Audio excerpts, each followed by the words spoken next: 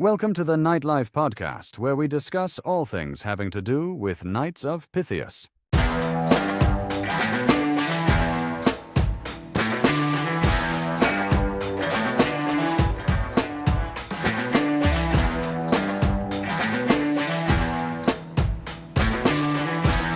Hey, we're back here on the Nightlife Podcast with Sister Vickie Allen, and we're going to be talking about the Pythian Sisters and kind of continuing our education on that. Vickie, go ahead and introduce yourself, where you're from, and how did you get involved with the Pythian Sisters? My name is Vickie Allen. I live in Waldorf, Maryland, which is in the southern part. I have been a Pythian sister since 2008, joined in Laurel. And a friend of mine, I worked in a doctor's office, and one of our patients was a knight. And we got to be real good friends as I was helping him go through some medical stuff, and we started talking, and he says, "Oh, you need to join this organization that I belong to." He said, "They're really great." So he put my name in for the sisters, and I was interviewed and became a sister in 2008. It was kind of nice. It's a great organization that nobody knows about. I laugh. I said, we're the oldest American fraternal order. We were founded by Congress in 1864, the men were, and nobody knows who the heck we are. Their eyes kind of glaze over as you start to say Knights of Pythias. And I laugh. I said, now we're in the movies. If you listen to the movies, we are. I mean, Bette Midler yells our name, and so does Rosalind Russell in Gypsy. She's, my father was a Knight of Pythias, and until I became a Pythias, I don't think I ever knew the word or what it was, but it's kind of fun that you hear that every once in a while. But, I belong to two temples. I started a temple in 2014 here in Maryland, because I moved to Waldorf from Laurel, and it's about 45 miles. And I thought, well, as I get older, I'm not going to want to go up and down that road, so I need to start one where I'm living. So we've got one started in our newest temple was founded in 2014 down here in Waldorf. So Wow! So I still go up and down the road because I belong to two of them now. What was that like, starting a Pythian Sisters temple in 2014? The hardest part was getting 11 women that wanted to join, because back then the men couldn't join. So we had to come up with 11 women. So it took me almost a year to talk them all into that. Wow. Now, I have to admit, a couple of them are relatives. When my daughter turned 16, we were living in Laurel. And it was like, okay, let's go. You're going to meeting. You're going to go join. I really didn't give her a choice. And, and she will be head of the state next year. She will be our grand chief next year. So, awesome. but then my other daughter joined when we were down here. When I was trying to start the one down here in Laurel, down here in Waldorf, she moved in with us, and she joined. So both my daughters are Pythians. It's a very familial organization. Yes, so. I agree. Yeah. When you were talking to people about why they should join the Pythian Sisters, what were you telling them? We have our trifolder that tells our story with our mission statement and vision and things like that. So I used that a lot. Mostly I went to friends and say, hey, look, we do a lot of charity work. We like to eat and meet. That's basically, was the joke. So I said, we're non-religious, we're fundamentally, we're biblically sensed, but non-denominational. So we don't advocate any particular thing. We're non-political. We're a bunch of women that want to support women, support our community, support our nation, do that kind of thing, and do a lot of charity work. And that was basically how I presented it. A little harder today, still trying to get members, because membership is our main thing. We have to get membership up. Yeah. But we also have to be relevant. And I think that's our biggest blockage, is we have let ourselves go. Charity work in the 1897, 1900s, when we first were really strong, was done anonymously. So we didn't pat ourselves on the back. Well, we went so long, you've got the Knights of Columbus, the other organizations, the Elks and Moves, they started patting themselves on the back and making themselves out into the public. Well, the Knights never did that. And the Pythians were still doing their charity work anonymously, which is commendable. And now we're having to remake ourselves and make ourselves relevant to an entire new generation that has so many choices that Yeah. it's hard to get them to see how important this organization can be to the community. Yeah, it sounds like you had a pretty good elevator pitch, but uh, I think you hit the nail on the head with relevance and all the different options with social media and just the way things have changed over the past many, many decades since, the golden age. So Mhm. something we talk about sometimes is the idea that, you know, if you knew how to get people interested in being part of your project, you'd be a billionaire, right? Because if there was Sure. a single answer, it's one of the oldest questions in civilization. How do I get people motivated to do a thing that I want them to do, right? So it's a very big question. It Yeah. is. It is. Yeah. That's one of the things that I think is always interesting is when we hear about something like a Pythian Sisters temple being started in 2014. It's always amazing to me to know there's still people out there that still want to do things. They still want to get together. They still want to do charity work, have that dinner and meeting, and socialize in person. In a lodge room or in a temple room. I think that is something that is really, really neat. Is your Pythian temple kind of attached with the Knights of Pythias Lodge? The one in Laurel that I belong to, we do have a night organization. They own the building and that kind of thing, and we are with them. We do not work together as much as I would like to see us work together. It is definitely two separate entities, which is a shame. Um, when I first came in, it was much more cohesive. We had the third Saturday of every month. You had a dinner, so we all got together. It was social. It was that kind of thing. And of course, COVID killed a lot of things, and it messed up our dinners. And we are just now. The sisters are doing some of the dinners. The Knights haven't started them back yet, but the communication is suffering between the Knights and the Sisters in our there. Now the one in Southern Stars, which is in Waldorf, that's our name in Southern Stars, we do not have a Knights organization. That Gotcha. was one reason why my husband joined the Sisters, because the closest Knights to us is the one in Laurel or Annapolis, and they're 40 miles away. So, Gotcha. and he doesn't drive, so he's Okay. stuck with us. That's funny. What do you think the Pythian Sisters have to offer a younger generation? So, you talked about your daughters and even maybe people who are younger. What do they have to offer to this younger generation?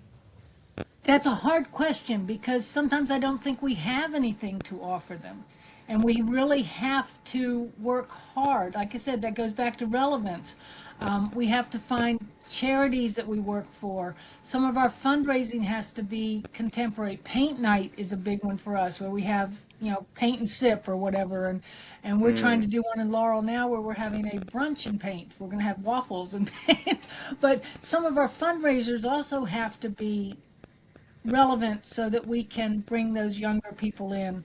Um, I keep working trying to get. We have a nice room in Laurel, and I think if we could hit that younger group that needs childcare during meetings, so that if we had an adult sit in the one side of our social hall and does homework or has pizza or does whatever that one Tuesday night a month, um, and get the mothers in because they know their kids are safe in the next room and we're meeting in the next room. That's one of the things I'd like to see happen here in Laurel. But it's a work in progress, and we're working on Yeah. it. But Yeah. now I think that's an awesome idea. Southern Stars is hybrid. Um, we do not have a temple. We have my rec room. So, Mm. but most of the time right now we meet like here on Zoom. So most of our Okay. Mm. meetings in Southern Stars are Zoom meetings, which is hard to promote membership. You can't bring members in if you're not meeting in person. Gotcha. So we're working on doing things like open houses, and doing festivals. Paying that $10 to $40 to buy a table at the yard sale down the street at the First Baptist Church in April. Put out in our literature, putting out the stuff we do, the events we handle, some of the charities we've supported in the last few years, and see if we can't get members in that way. So that's some of the things we're trying to do to be relevant. So That's one of the things that I think is always really telling about a lodge or a temple or an organization is if they're just staying in-house and expecting people just to randomly find them somehow, some way. oh no. Yeah, and then they think, why aren't people joining? Well, it's because you haven't put yourself out there. Like, you guys are going to be doing this thing, in the community. Yeah. You've got to put yourself out there. You've got to find a way to get the name out there and get the people talking. Chamber of Commerce's, we need to spend, and it's expensive, and some of the lodges and temples don't have that much money. But that $160 a year that you pay to join the Chamber of Commerce, yes, you have to put in some time at their events, but you can also get some people at your events. Yeah. So yeah, it's kind of, we do Relay for Life and put up a table, here in Charles County, and we've done that before. So you just have to get out in the public has to see us, and that's the whole thing. They see the guys at the Shriners in the parade, they see the lions at the things with the glasses, they see all the other but you don't see us out in the public, and you have to see us out in the public for us to become relevant and known again.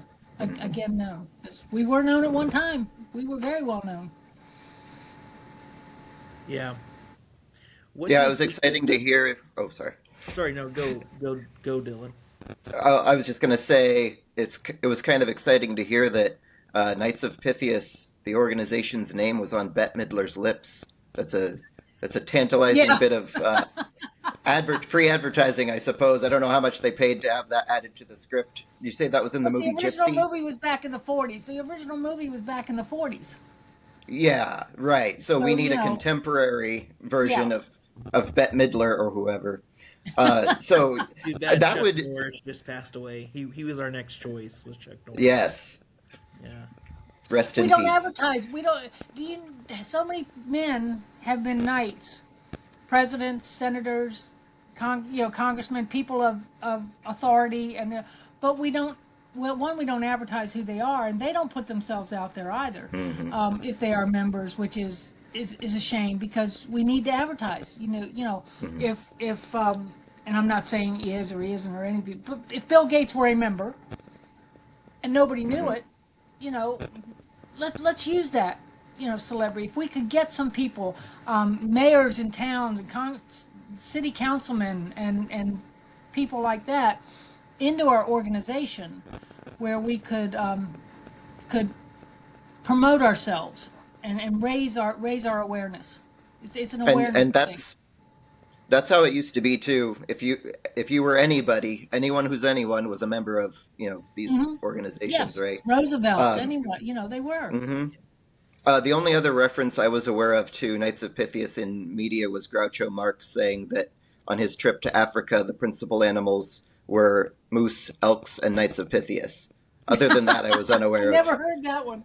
Heard that one. But I think you're hitting the nail on the head. Finding the right way to have those references are almost casual references, right? It's not hitting you over the head advertising of please join our dying order, nothing like that. An idea I would like to hear your thoughts is just a concept of being yourself. When we talk to kids in school about making friends, you tell them, be yourself and you'll make friends. Do you think it's possible to kind of deep dive and maybe do some introspection as an organization and say, who are we? What do we do? What's our basic thought? But also, what's something really beautiful and ecstatic about us, and really be ourselves to get that attention? We have to, and to make this is probably not where you want to go, and you can edit this out if you like, but for us to continue existing in the next 20 years, we are not going to be the Knights of Pythias and the Pythian Sisters. We are going to be Pythians, okay? It will be like the moose and the elks and everything that are coexisting, men and women together. And I think the first step we've taken is allowing women to join Knights and men to join Sisters, because that will be easier for us to blend in later into one organization, which will be the only way that we will still be in existence in 20 years, because of our demographics, as far as age demographic.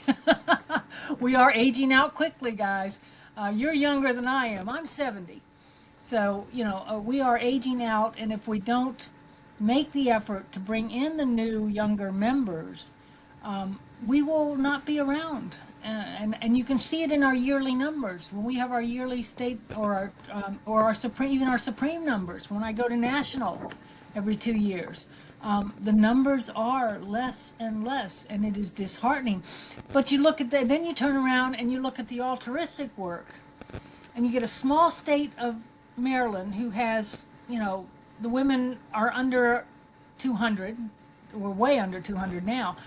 But you look at the altruistic work and you see the work that we do in our communities, in our charities, in our everyday lives that benefit others, and the numbers are astounding. You see us raising $50,000 for this group, and doing so many gallons of blood for, blood donation, the different things we call altruistic work. And, they say, we're small, but we're mighty. And at least in Maryland, I feel that we are, because we are small, but we get a lot done. And we're very proud of that here in Maryland. So, but yeah, And hats off. we're going to have to toot our own horns. We're going to have to let people know that we are the best fraternal organization that they've never heard about, and how important it is, or how good it would be for them to join us, to be part of that importance, or that whatever. Yeah, hats off to you for all the work that you've done, and a word of gratitude to those older members. We do indeed talk about needing younger members and new members in, but in the same breath, hats off to the folks who have been in as long as you have, and those who have been in longer, who have kept things going. We mention our older members and our past members. It's like when we do our floor work, and we'll say, Beverly be proud of her squared corners, or because they used to drum us into, Gertrude would be really great. Everybody stood this time when they were supposed to, that kind of thing. So we do honor our old members that have passed also, and it's very good, because those were our teachers, and now we're the teachers. So, and that's important, that continuity, and, it's important.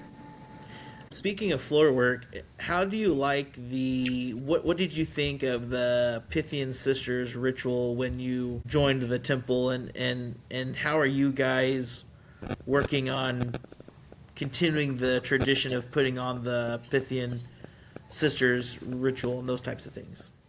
I was privileged when I came in that I was installed in the full program as a new member, which, was the pageantry and the dressing up and this, the whole thing. I went through the whole thing. It's harder to do that now because we don't have a lot of members to be able to do the floor work.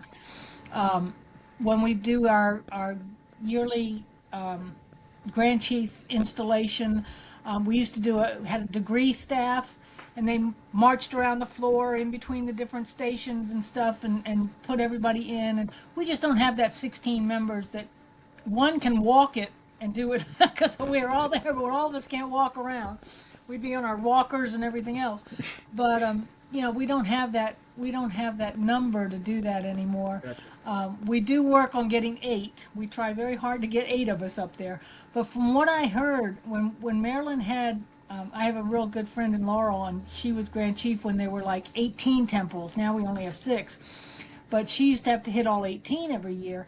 And she said, it was really nice to see all the floor work done with all the people and all the pageantry, the white dresses, and because we do wear whites. And so we're very flowery, we're very formal on the days we have to be. And it's a very pretty, it's majestic. It's really very nice. Yeah. I know we've laughed. I've talked about it with several people as far as the blending of the two units. Um, and I don't see it happening in my lifetime, but I would like to, but I don't know that because it's going to take a remarkable set of people to blend the knights and the sisters, Yeah. because a lot of the old guard are going to have to pass because they're stubborn, like most of us as we get older, we get stubborn. But the sisters are not going to want to give up all of their stuff, and the knights are not going to want to give up all of their stuff. Yeah. So what you're going to have is a committee of really intelligent, empathetic, open-minded people who can take this ritual here for the knights, this ritual here for the sisters, and this blank slate in the middle. And they're going to have to say, okay, we like this that the knights do, let's put it over here. And the knights are going to have to say, but we don't want to walk around with flowers, so we're not going to put that in there. And we say, okay. But, it's going to have to be really compromising to make that blend. And it's going to have to, take an awful lot of work. I love to see it happen, and I hope I do. Because, like I said, we are a great organization that does a lot of different things, and that continue and can still continue to do so, I think, in the future. We've got a very bright future ahead of us if we can get the people in there. And we've got some good people in Supreme. The sisters do. We've got some very good people. I'm bragging, we've got 2 in Supreme from Maryland. The Supreme Chief coming up in August will be from Maryland. And then there's Awesome. one further down the line who is also from Maryland. Yeah. So, and I'm too old. I can't go into the Supreme line. I am a past Supreme representative. I have represented them, and I will be going to Supreme every 2 years. But you can still support them in the background. There are a lot of jobs in the background at the Supreme and the state levels that need to be done, and that's important too. So. Well, I think that's wonderful. I think that's one of the things I'm a member of a few different organizations, but I tell everyone, and that is that even if you're not going to be involved in the Grand Line or Grand Lodge, or even if you're not going to be involved on, going to a district or state convention of some kind, you need to go. You need to go because that's Oh, you where do. charitable type things are talked about, and you get to kind of see the big picture of what your organization is doing on a very large scale, and it really kind of solidifies on why you're doing it and why you're going to those local meetings once or twice a month. And that's what I tell people all the time. You need to go because once you go to a district or state or international or Supreme or whatever kind of convention or meeting, you're going to be sold on your organization because you're really going to see why you're doing it and why it's lasted this long. And the people you get to meet is also phenomenal because now you have all these brothers and sisters and friends and all these people from all over the state or all over the United States or all over the world. And I think that is really, really neat and cool. And so I always promote. So I'm glad to hear, Vickie, that you're so involved at not just your lodge level, but also higher than, at your state level and Supreme. So thank you so much for doing that. It's very interesting. Now, are either one of you 2 going to Supreme this year? I am not, no. Yeah. It's in Albuquerque. It's a little farther. Yeah. But it's a We're little in farther. 2028, right, Dylan? It'll be here in our quote-unquote hometown of Kansas City, Missouri, correct? That's the Great. plan, I yeah. look forward to that one. Okay. Yeah. I haven't been to Kansas City, Missouri. I've been to other parts of Missouri. But I wonder how far that is from Hamilton. I got to get to Hamilton. The That's answer Quilt is City. not too far. Really? Because see, that's Quilt Not City. too I'm a far. quilter. As you can see, I have my sewing. You're in my quilt studio, but yeah, I need to get to Hamilton to see Quilt City, USA. But That's awesome. yeah, so I'm Kansas City. That'll be cool. I haven't been there. I've At been our through last it. well, I think a lot of people, like nationwide, it's kind of considered flyover country, which is kind of awful in one sense because there's a lot to offer. But On the other hand, what I tell people, I live in Kansas actually, and what I tell people is, don't move to Kansas. We like the housing prices; they're all right. The cost of living's low enough. You don't need to move here. You can visit if you want, but My uh, son's at Fort Knox. He says the same thing over there. He said, housing it's gotten higher yeah, over the years. He said it's better than what it is here in DC. That's for sure. So, and it's always going to be true that prices are going to go up. That's just a fact of life. oh yeah, Yeah. yeah. But he can still get a 2-bedroom apartment But there a lot cheaper than I can get mine here. So, yep, absolutely. So you mentioned quilting at our last Grand Lodge convention. It was held at the same hotel, same location, and same weekend as a quilters convention. And so we were mhm. saying, hey, send somebody back there to recruit, send some flyers around to get more people in. But we didn't want to interrupt anything. So there was just some, conversation in the hallways, talking back and forth, but that's always good. Uh, I always have this Pythian story in my pocket or in my car or somewhere, and I can hand them. My hairdresser knows about it. Well, I haven't had since I had cancer. I didn't have to have hair, but I would tell the people I go to, the girl that does my nails, the girl, that kind of thing. The people used to laugh at me. If they give me a chance, they're going to hear about Pythians. So, That's awesome. that's awesome. Good. but that's what you have to Yeah. do. You have to get us out there. Yeah. So I have a question about kind of that bigger conversation, that game changer that's going to happen in the future, whatever that conversation looks like. This is, for me, I don't know about anyone else listening in. This is kind of the first. This is my introduction to the idea of combining the two organizations. My first thought is, we also have the Dramatic Order Knights of Khorasan or Khorasan. I'm to my shame, I Coruscant. don't exactly. Yeah, That's okay, there you okay. go. Thank you. Yeah, the Dokis. And I would wonder if, this is me spitballing, I would wonder if a symbiotic relationship where those lines of communication are bolstered and strengthened and collaboration happens at a more intentional scale. If that would suffice to get both organizations where they would want to be in the future, as opposed to quite literally combining them, more symbiosis. What are your thoughts on that? I don't know, Dylan. And like you said, this is my conjecture of where we're going to have to go in 20 years. It's not necessarily, set in stone or anything else, but seeing the future seeing our numbers go down and seeing things like that, I don't want to see the Pythians disappear. So to not disappear, we're going to have to work together. And that's, No doubt. I don't think there's anything in the books and nobody's planning it. I mean, I couldn't even say that. We worked hard enough just getting the guys and the girls to be able to go into the different organizations. So, that's a way in the future thing for all of us, I think. But I don't know. We have a Dokies in Laurel, or we did. I don't know if they're still active, because we no longer have the Sunshine girls. I don't know what the guys ever had, what they were called, but I haven't seen any of those for years. But I don't know. We all have to work together.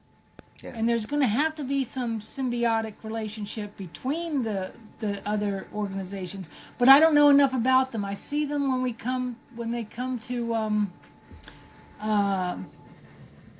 I've seen them when I've gone to other jurisdictions for their grand sessions, because I do like to go. As you said, go visiting. Not just your state, but other states. I've been to Virginia. I've been to West. We go to different ones. We also have other organizations. I don't know if you have them in the Midwest, but we have the Southeast Pythian Association, SEPA.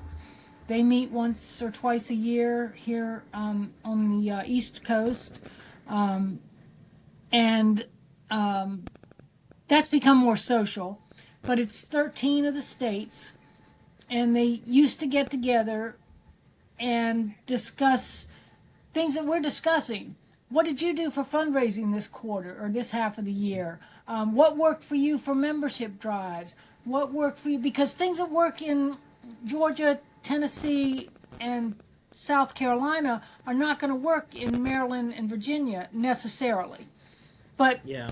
just spitballing, like you said, just spitballing the ideas and think tanking the whole thing, you can coordinate those ideas and you can adjust them to your region.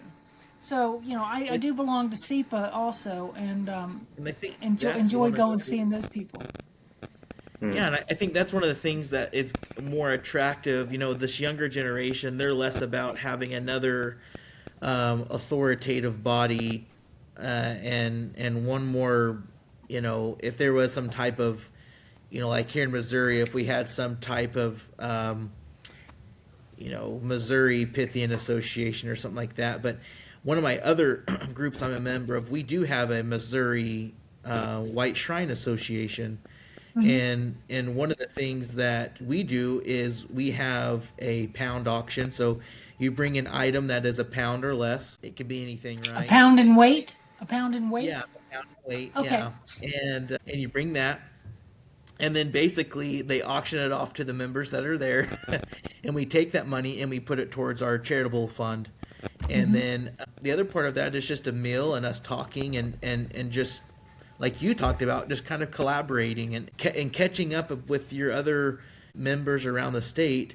I think that is way more appealing to a younger generation than saying, hey, we're going to have this other basically business meeting with not a lot of opportunity to, maybe during at the beginning end and, maybe a bathroom break in the middle, you get to talk to somebody. But the rest of the time, it's mostly just going to all be business meeting. I don't think that's attractive to a younger generation. And so I think maybe coming from... I think what you're talking coming about... from a different generation, but alcohol's a great equalizer. We get a lot of things. Edit that out, David. Edit that out. Yeah, I know. Sometimes we get a lot more done. We get a lot more done in the hospitality room than we do necessarily in the meeting room. Yeah. And that is 100% true. Yes. Yeah. And so that's what I think, I think having, and we, me and Dylan have had this discussion with other Pythians in our state, I think there is a reason to have a state association or a tri, or, like you said, a 13-state association, a tri-state association, whatever fits your geographical area. Right, your geographical, yeah.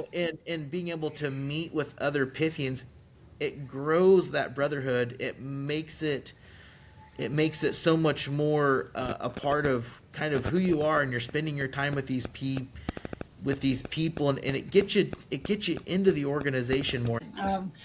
Because we meet in April and September, and it's just a time for us to get together. We eat, we meet. We have maybe 2-hour meeting, and during that meeting we stand up and say, okay, I'm from Maryland, we did this year, this is what we did. But so it's still more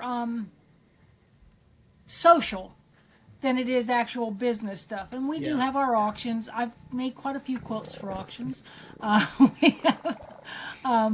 it's a way to make money for us.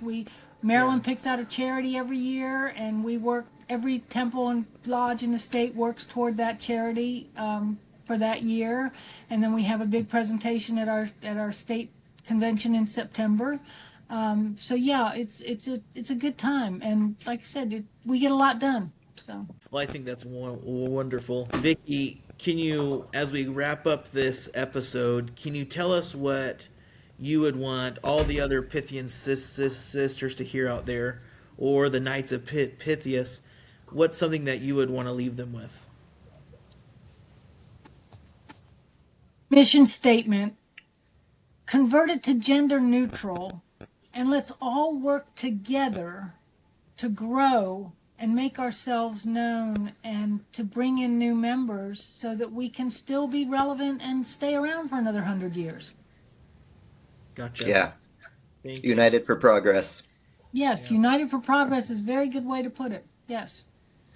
Thank you so much, and Vickie, thank you so much for your time. This was a great episode, and we've been really happy that we've been able to get a couple of Pythian sisters on here talking. Where do I go to watch them? Well, you can go to YouTube, and I will make sure to send you the link to the video. Thank you so much for your time.